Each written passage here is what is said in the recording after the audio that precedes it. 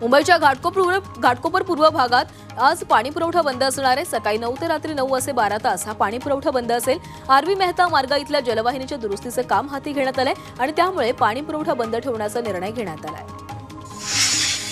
कल्याणच्या चिकनघर परिसरातील नव एव्हरेस्ट सोसायटीमध्ये दूषित पाण्यामुळे नागरिकांचं आरोग्य धोक्यात आलंय।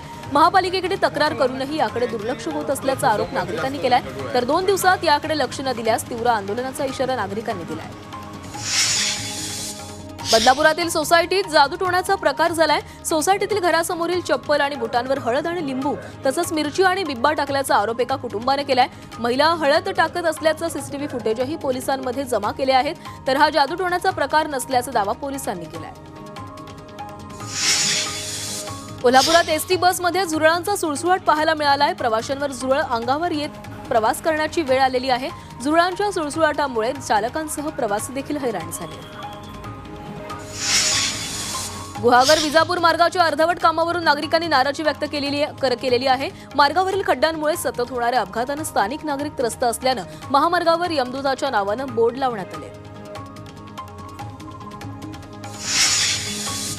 मुंबई पोलिसांनी महाराष्ट्राच्या काही भागांमधून 20 बांगलादेशींना कायदेशीर वास्तव्यासाठी अटक केली आहे। बेकायदेशीर वास्तव्यासाठी अटक केली आहे। एका प्रकरणात तपासादरम्यान 20 बांगलादेशींना अटक करण्यात आली आहे। कोणतेही वैध कागदपत्र नसल्यामुळे बांगलादेशींना अटक झाली आहे। अहिल्यानगरमध्ये प्रशासनाची अतिक्रमण हटाव मोहीम सुरू आहे आणि या मोहिमेमध्ये औद्योगिक वसाहतीतील अतिक्रमण हटवण्यात आले। तसंच अवैध व्यावसायिकांवरही कारवाई करण्यात आली आहे। पंढरपूरमधील भीमा नदीतून सुरू असलेल्या अवैध वाळू वाहतुकीवर महसूल आणि पोलीस प्रशासनानं संयुक्त कारवाई केली आहे। या कारवाईमध्ये 6 लाकडी होड्या नष्ट करण्यात आलेल्या आहेत। प्रशासनाकडून कारवाई सुरू केली असली तरी सुद्धा भीमा नदीमधून सतत अवैध वाळू उपसा सुरूच आहे। शहापूर तालुक्यातील डोळखांमध्ये गुरे चोरणाऱ्यांना अटक करण्यात आली आहे। रात्रीच्या सुमारास पेट्रोलिंग करताना संशयास्पद स्थितीमध्ये असलेल्या जनावरांनी भरलेला पिकअप टेम्पो पोलिसांना आढळून आला आणि या प्रकरणी टेम्पो चालकाला ताब्यात घेण्यात आले तर इतर चोरटेही फरार आहेत। सोलापुरात शासनाच्या विशेष सहाय्य विभागाकडून जलकल्याण यात्रेचं आयोजन करण्यात आलंय। यात्रेचा शुभारंभ निवासी उपजिल्हाधिकाऱ्यांच्या हस्ते करण्यात आला। या यात्रेच्या माध्यमातून सर्व योजना जनसामान्यांपर्यंत पोहोचवण्याचं काम करण्यात येणार आहे। सोलापूर शहर पोलीस आयुक्तालयाकडे 2023 मध्ये नागरिकांकडून आलेल्या 1736 तक्रार अर्ज प्रलंबित होते तर 2024 मध्ये 9,500 अर्ज आले होते। त्यापैकी 10,000 अर्जांचा निपटारा करण्यात आलाय तर सध्या केवळ 430 अर्ज प्रलंबित आहेत। MBA प्रवेश सीईटीसाठी 1.5 लाखाहून अधिक अर्ज दाखल झालेत। गेल्या वर्षीच्या तुलनेत यंदा नोंदणीमध्ये वाढ झाली आहे। MBA प्रवेशासाठी 1,57,281 विद्यार्थ्यांनी अर्ज केलाय तर MBA साठी 1 ते 3 एप्रिल दरम्यान परीक्षा पार पडेल तर MCA ची परीक्षा 23 मार्चला होणार आहे। पालघरमध्ये बोलेरो, जीप, रिक्षा आणि स्कूटीचा अपघात झालेला आहे। अपघातामध्ये एका महिलेचा जागीच मृत्यू झालाय। 6 जण जखमी झालेले आहेत। यात 3घांची प्रकृती गंभीर आहे। भरधाव असलेल्या बोलेरोने रिक्षा आणि स्कूटीला धडक दिल्यानं हा अपघात झालाय। पालघरच्या विक्रमगड इथं रोटरी क्लब ऑफ बॉम्बेतर्फे प्रौढ साक्षरता पदवी प्रदान सोहळा पार पडला। रोटरीनं आतापर्यंत या कार्यक्रमाद्वारे 375 प्रेरिका आणि 15,000 अक्षर साथींच्या मदतीनं निरक्षरांना साक्षर करण्याचं मोठं शैक्षणिक कार्य केलंय। यावेळी 2027 पर्यंत पूर्ण पालघर जिल्हा साक्षर करण्याचा संकल्प रोटरीकडून करण्यात आलाय। मुंबईतील वरळी परिसरात बुधवारी रात्री उशिरा एकावर धारदार शस्त्रांनी हल्ला करण्यात आला होता आणि या हल्ल्यानंतर त्याला रुग्णालयामध्ये दाखल करण्यात आलं मात्र डॉक्टरांनी त्याला मृत घोषित केले। मृत व्यक्ती एका बिल्डरच्या प्रोजेक्टवर काम करत होता। दरम्यान त्याची हत्या कोणी केली आणि त्यामागील कारण काय हे अद्याप अस्पष्ट आहे। वांगणी स्टेशनवर सरकते जिने आणि प्रत्यक्षात लिफ्टचं काम अद्याप सुरू झालं नसल्याचा धक्कादायक प्रकार समोर आलाय। प्रशासनानं 28 फेब्रुवारीपर्यंत हे काम पूर्ण होईल असं आश्वासन दिलं होतं त्यामुळे प्रवाशांनी नाराजी व्यक्त केली आहे। परभणी ते मुंबई लॉंग मार्च शहापुरात दाखल झालाय। सोमनाथ सूर्यवंशी आणि विजय वाकोडे यांना न्याय देण्यासाठी हा लॉंग मार्च निघालाय। जीव घ्या नाही तर न्याय द्या अशी भूमिका या आंदोलकांनी घेतली आहे। 10 मार्चला हे आंदोलन मुंबईमध्ये पोहोचणार आहे।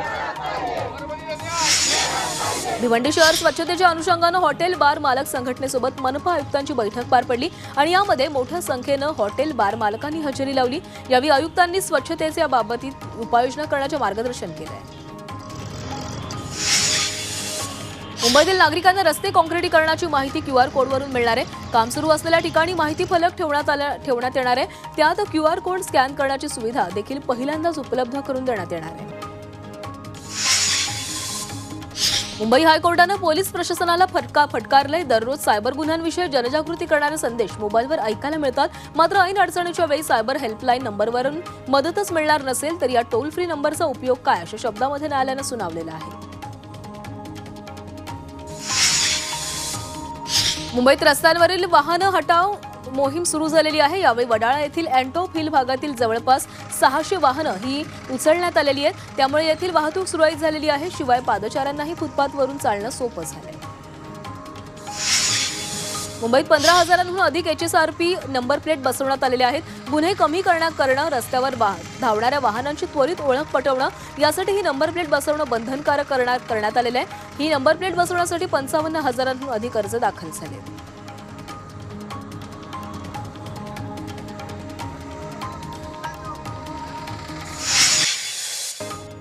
रायगडमध्ये निवृत्त प्राध्यापकांनी धावत्या रेल्वेखाली उडी मारून आत्महत्या केली आहे। पेण रेल्वे स्टेशनवर ही घटना घडलेली आहे। त्यांच्या शर्टच्या खिशात चिठ्ठी सापडली असता ते आत्महत्या करत असल्याचं समोर आलं।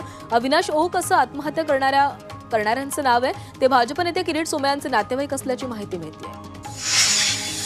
मोबाईलवर KYC साठी आलेल्या बनावट संदेशामध्ये माहिती भरणं गोवंडीतील एका तरुणाला महागात पडलंय।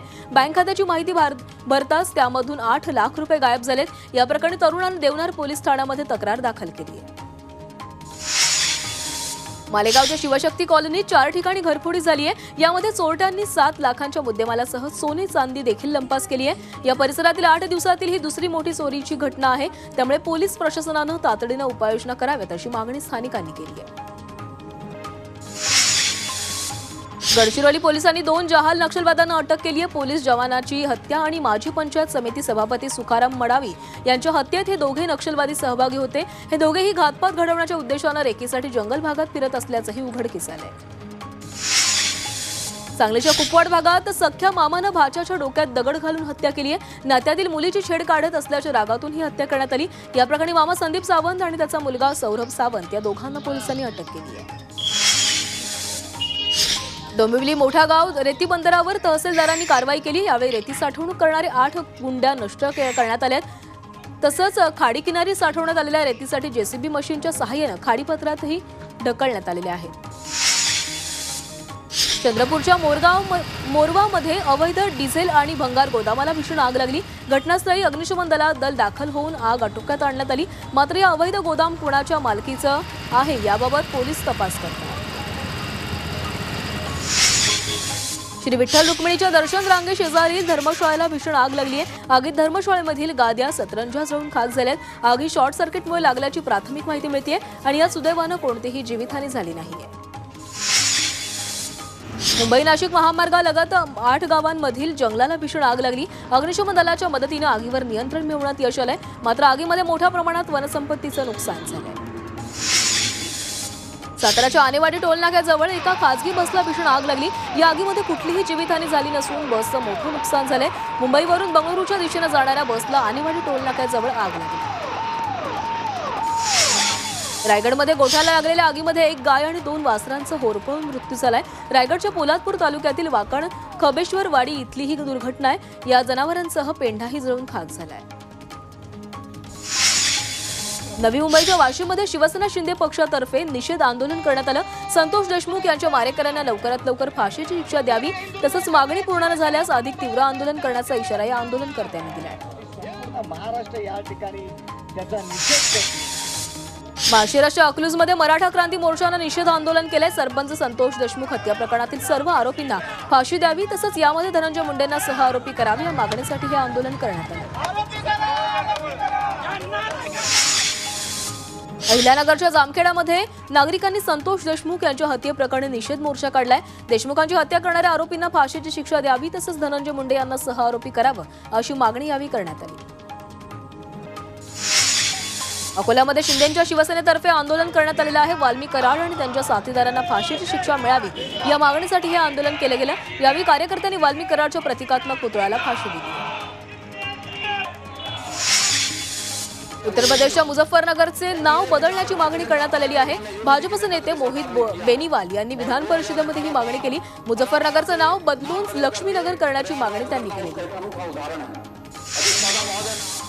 बहुजन समाज पक्षाच्या मायावती यांनी एक मोठा निर्णय घेतलाय. पुतण्या आकाश आनंद यांच्यानंतर त्यांचे बंधू आनंद यांनाही राष्ट्रीय समन्वयक पदावरून हटवलंय. रणधीर बेनीवाल यांना राष्ट्रीय समन्वयक बनवण्यात आलंय. अबू आझमी यांच्यानंतर काँग्रेस नेते इम्रान मसूद यांनीही औरंगजेबाची प्रशंसा केली आहे. औरंगजेब जुलमी नसून तो भारताचा सम्राट होता असं संतापजनक वक्तव्य मसूद यांनी केलेलं आहे. तर या चित्रपटामुळे इतिहास पुसला जाऊ शकत नाही असंही ते म्हणाले. राज्यातील लाडक्या बहिणींना 2100 रुपये अनुदान अर्थसंकल्पीय अधिवेशनात देण्याच्या घोषणेपासून सरकारनं घुमजाव केलाय. अर्थसंकल्पीय अधिवेशनात 2100 रुपये देण्याचं आश्वासन कधीच दिलं नसल्याचं महिला आणि बालविकास मंत्री आदिती तटकरे यांनी सांगितलंय. तो जाहीरनामा 5 वर्षांसाठी असल्याचंही त्या म्हणाल्या. सोन्या चांदीचे दर दिवसेंदिवस नवा उच्चांक गाठतायत. सोन्याच्या दरात प्रतितोळा 1500 रुपयांनी वाढ झाली आहे. सोनं प्रतितोळा 85,700 रुपये इतकं झालंय, तर चांदी 97,000 प्रति किलो झालेली आहे. अमेरिकन टेरिफ युद्धामुळे सोन्याच्या किमतींमध्ये जबरदस्त वाढ झाल्याचं सराफ व्यावसायिकांचं म्हणणं आहे.